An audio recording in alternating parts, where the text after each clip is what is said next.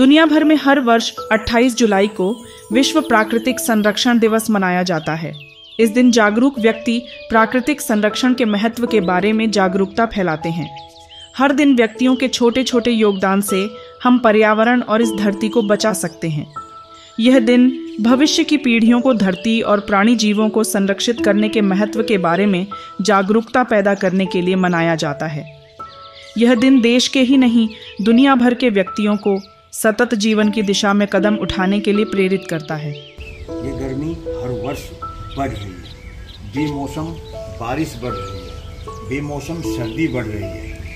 ये सब प्रकृति का जो असंतुलन हो रहा है, प्रकृति का जो हरण हो रहा है, प्रकृति पर ये सभी जो कार्य हो रहे हैं उसका एक ही कारण है, वो संरक्षण करने की बजाय, प्रकृति की रक्षा करने की बजाय, प्रकृति पर पर्यावरण को बचाने के बजाय, जीव जंतुओं को बचाने की बजाय उनको हानि पहुंचा रहा है और अपने स्वार्थ के लिए प्रकृति का दोहन कर रहा है। उसी का ये परिणाम है कि देश में ही नहीं, समस्त संसार में प्रकृति का जो संतुलन बिगड़ रहा है, ये आने वाले समय में बहुत ही खतरनाक साबित हो सकता है, विनाशकारी साबित हो सकता है।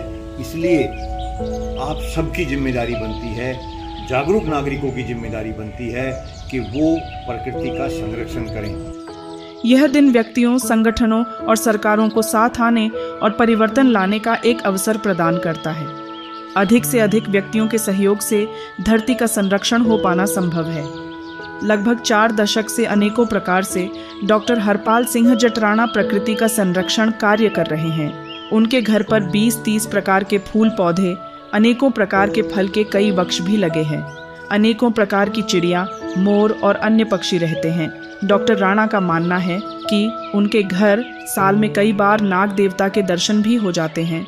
बजरंगबली की वानर सेना और कृष्ण की गाय माता का आना जाना तो लगा रहता है, इसलिए कि पूरा परिवार पशु पक्षी और वृक्षों के संरक्षण कार्य में योगदान दे रहा है।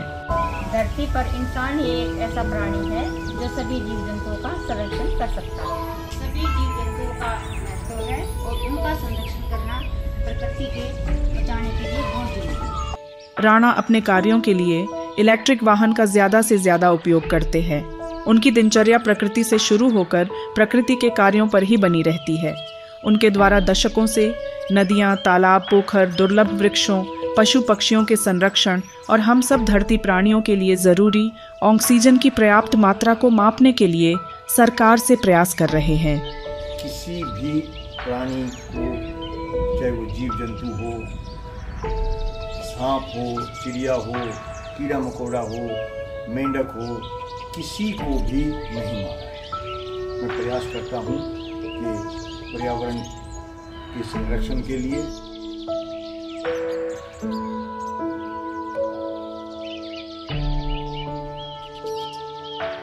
प्राइम टाइम हिंदी से अर्जुन सिंह की रिपोर्ट।